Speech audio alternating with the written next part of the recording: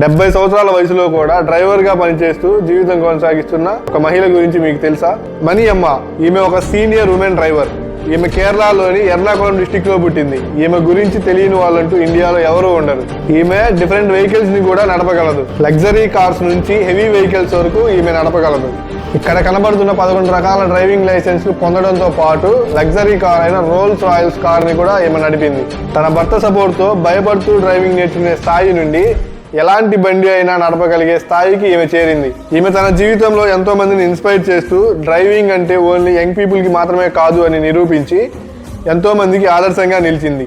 తన భర్త మొదలుపెట్టిన డ్రైవింగ్ స్కూల్ కి సపోర్ట్ చేస్తూ ఈమె కూడా ఎంతో మందికి శిక్షణ ఇస్తుంది, ఎస్పెషల్లీ ఉమెన్ కి. సోషల్ మీడియాలో ఈమె డ్రైవింగ్ చేసే వీడియోలు పాపులర్ అవడంతో పాటు డ్రైవర్ అమ్మ అనే పేరును పొందింది. పట్టుదల ఉంటే ఏదైనా సాధించగలం అని నిరూపించిన మనమ్మ గారి స్టోరీ నచ్చితే ఒక లైక్ చేసి మీ అభిప్రాయాన్ని కామెంట్ చేయండి.